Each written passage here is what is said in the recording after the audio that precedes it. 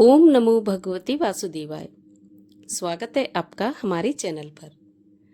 आज के इस वीडियो में हम आपको सुनाएंगे श्रीमद् भगवत गीता सार का 17वां अध्याय हिंदी में और महात्मा के साथ। श्रीमद् भगवत गीता के 16 अध्याय हमारे चैनल पर सुनाए जा चुके हैं। अगर अभी तक आपने नहीं सुने तो चैनल पर जाकर 16 अध्याय आप सुन सकते हैं। साथ ही अगले अध्याय को सुनने के लिए और सभी प्रकार की व्रत कथाएं सुनने के लिए चैनल को सब्सक्राइब भी कर सकते हैं। अगर आज की कथा अच्छी लगे तो एक लाइक अवश्य कर दीजिए और साथ ही साथ कमेंट में हरे कृष्ण लिखना बिल्कुल न भूलिए। तो चलिए अब शुरू करते हैं श्रीमद् भगवत गीता सार का 17वां अध्याय। अर्जुन ने पूछा, हे श्री कृष्ण, जो शास्त्र विधि को छोड़कर श्रद्धा के साथ पूजन करते हैं उनकी निष्ठा किस प्रकार की है? सात्विकी है अथवा राजसी है अथवा तामसी है? तब भगवान श्री कृष्ण बोले, प्राणियों के स्वभाव से ही सात्विकी, राजसी और तामसी ये 3 प्रकार की श्रद्धा है। सो सुनो हे अर्जुन, सबकी श्रद्धा अपनी प्रकृति के अनुसार होती है। पुरुष श्रद्धामय हैं, जिनको जैसी श्रद्धा होती है वह वैसा ही होता है। सात्विकी पुरुष देवताओं को पूजते हैं, रजोगुणी यक्ष राक्षसों को पूजते हैं और तामसी जन भूतों प्रेतों को पूजते हैं। जो लोग कपट, अहंकार, काम विषय अनुराग और आग्रह युक्त शास्त्र में न कहा हुआ उग्र तप करते हैं, मूर्खता से न केवल अपने शरीर आत्मा को बल्कि मुझे भी कष्ट देते हैं, उन्हें निश्चय पूर्वक आसुरी जानिए। प्रत्येक को 3 प्रकार के आहार प्रिय हैं। उसी तरह यज्ञ, तप और दान ये भी 3 प्रकार के हैं, जिनके भेद सुनो। आयु, सत्वबल, आरोग्य, सुख और प्रीति को बढ़ाने वाले रस, घृत युक्त पोषक और आनंददायक आहार सात्विकों को प्रिय हैं। कड़वे, खट्टे, नमकीन, गर्म, तीखे, रूखे, चरपरे तथा दुख, शोक और रोगजनक भोजन राक्षसी लोगों को प्रिय है। प्रहरों का रखा हुआ अनिरस, दुर्गंध युक्त, बासी, अच्छिष्ट, अपवित्र भोजन तामसी लोगों को अच्छा लगता है। यज्ञ करना ही है ऐसा मन को दृढ़ करके फल की इच्छा के बिना विधि पूर्वक जो किया जाता है वह सात्विकी है। हे भारत श्रेष्ठ, फल की कामना से और लोक के दिखावे के लिए जो यज्ञ किया जाता है उसे राजस कहा जाता है। शास्त्र की विधि से हीन, अन्नदान रहित, मंत्रहीन और बिना श्रद्धा के किया हुआ यज्ञ तामस कहलाता है। देवता, द्विज गुरु और विद्वान इसका पूजन पवित्रता, सरलता, ब्रह्मचर्य और अहिंसा का आचरण करना शारीरिक तप है। जिस वाक्य से किसी का दिल न दुखे, सत्य, प्रिय, हितकारी भाषण, स्वाध्याय का अभ्यास वाचिक तप है। मन की प्रसन्नता, चित्त की शांति, मौन, आत्मनिग्रह और निष्कपट रहना यह मानसिक तप है। यह तीनों प्रकार का तप यदि श्रद्धा से फल की इच्छा त्याग कर और योग युक्त होकर किया जाए तो सात्विक तप कहलाता है। जो अपना आदर और बड़ाई कराने के लिए दंभ पूर्वक किया जाता है वह अनित्य और क्षणिक तप राजस है। जो दुराग्रह से आत्मा को कष्ट देकर या दूसरे के नाश के लिए किया जाए उसे तामस तप कहते हैं। फल की इच्छा त्याग, उत्तम बुद्धि से उत्तम स्थान में सत्य पात्र के बदले में कोई वस्तु लेने की इच्छा बिना दिया जाता है उसे सात्विकी दान कहते हैं। जो दान प्रत्युपकार अथवा किसी फल की इच्छा से कलेश पूर्वक दिया जाता है उसे राजस दान कहा जाता है। अयोग्य समय में अयोग्य पुरुष को असत्कार और निरादर के साथ जो दान दिया जाता है उसे तामस दान कहते हैं। ओम, तत् और सत ये 3 ब्रह्म के नाम हैं। इन्हीं से आदिकाल में ब्राह्मण, यज्ञ और वेद बने हैं।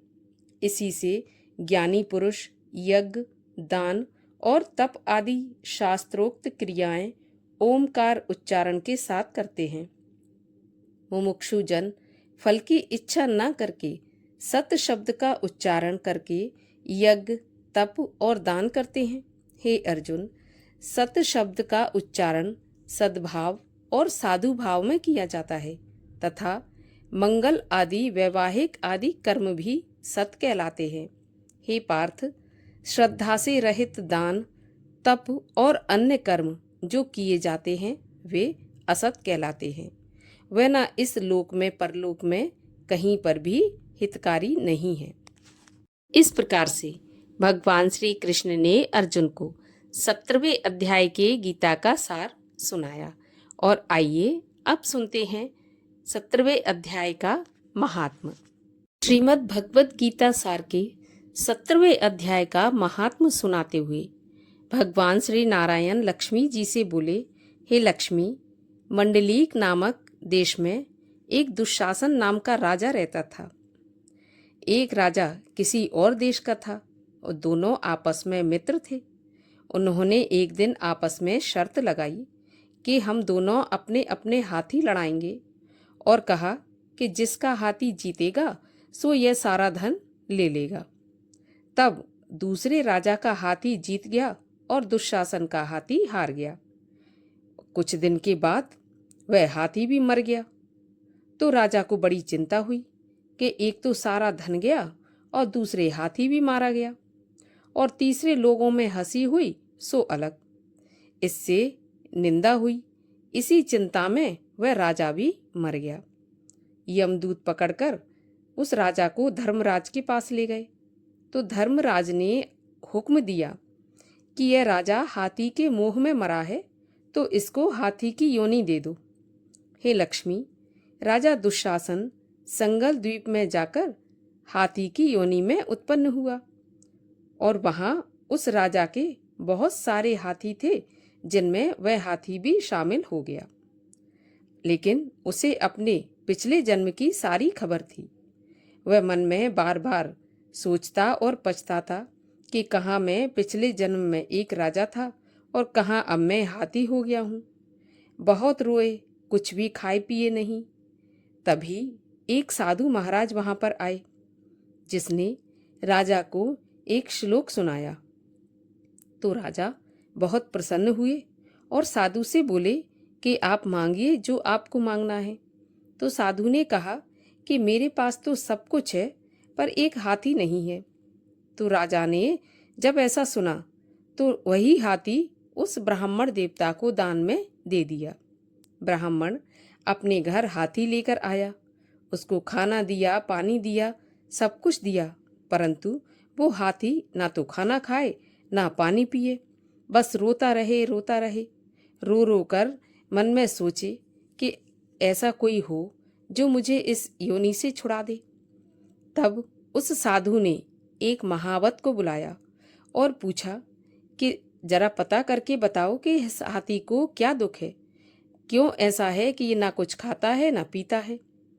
महावत ने देखकर कहा कि इसको कोई रोग तो नहीं है।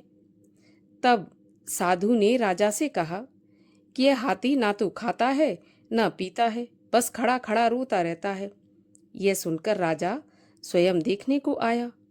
राजा ने बड़े बड़े वैद्य बुलाए, महावत बुलाए, सबको उस हाथी को दिखाया, परंतु कोई भी समझ नहीं पाया। सभी ने देखकर यही कहा कि इस हाथी को कोई मानसिक दुख है, शरीर का इसे कोई भी दुख नहीं है। तब राजा ने कहा कि हाथी, अब तू ही बोल कि तुझे क्या दुख है। तब परमेश्वर की शक्ति से मनुष्यों की भाषा में वह हाथी बोला, राजन, तू बड़ा धर्मात्मा है। यह ब्राह्मण भी बहुत धर्मात्मा एवं बुद्धिमान है। इसके घर का अन्न तो कोई बड़ा धर्मात्मा ही खा सकता है। मुझ जैसा पापी इसके अन्न का सेवन नहीं कर सकता। तब साधु ने कहा, राजा, तुम अपना हाथी वापस ले लो। राजा कहने लगा कि दान में दिया हुआ मैं वापस नहीं लेता। अब यह हाथी मरे या जिए, मुझे इससे कोई मतलब नहीं है। तब वह हाथी उस साधु से बोला, हे संत जी, आप चिंता मत कीजिए। यदि आपके घर में कोई गीता की पोथी हो तो मुझे 17वें अध्याय का पाठ सुना दीजिए। तब साधु ने ऐसा ही किया। उस हाथी को श्रीमद् भगवत गीता का 17वें अध्याय का पाठ सुनाया। तब हे लक्ष्मी, 17वां अध्याय सुनते ही तत्काल उसकी हाथी की देह छूट गई और देवदेह पाकर वह वैकुंठ धाम को चला गया। इस प्रकार भगवान नारायण ने 17वें अध्याय के महात्म्य का वर्णन किया। इसी के साथ 17वें अध्याय की कथा और महात्म्य यहीं पर समाप्त होता है। आगे की कथा और व्रत कथाएं सुनने के लिए चैनल को सब्सक्राइब अवश्य कर लीजिए।